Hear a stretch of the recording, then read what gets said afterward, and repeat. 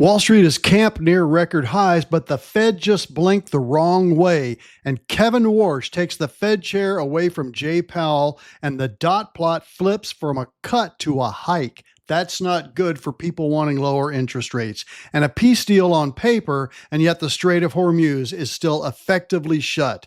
What does all this mean for the markets? It's Thursday, June 18th. I'm Charles Brown, Portfolio Manager with CB3 Financial, and this is your weekly podcast update, and it starts now.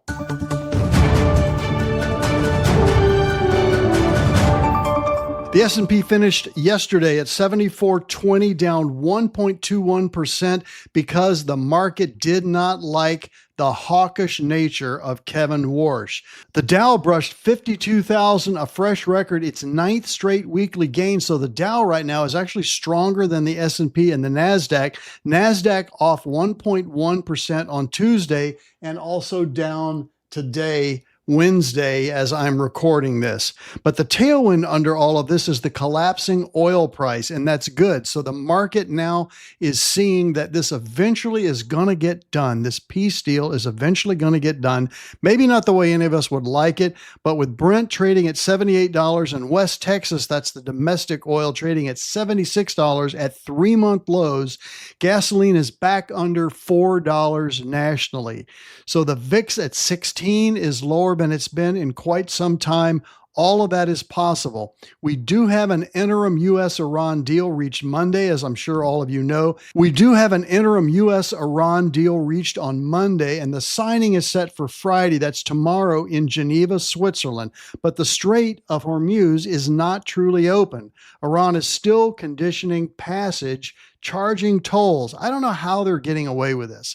I just don't know how they're getting away with this when we have so many more choices than the Iranians have. It's got to be frustrating to you as my listeners too, but 500 plus vessels are stranded in the Gulf right now.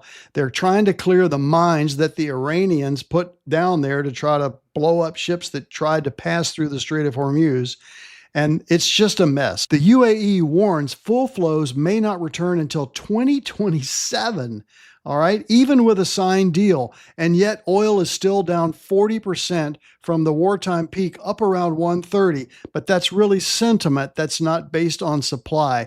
But yet sentiment is what we want to see for the stock market to continue to try to reach for new lifetime highs. So yesterday, Kevin Warsh made his first meeting as the 17th Federal Reserve Chairman, and he held rates at 3.5, 3.75.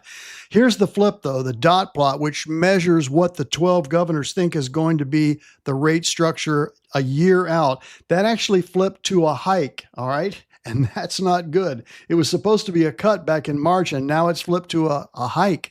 And why is that? Because the consumer price index is at 4.2%, the hottest reading since 2023, and the wartime energy did the damage, even though crude oil is dropping right now. So Warsh skipped his own dot, trimmed the statement, and reaffirmed that the Fed's target is 2%.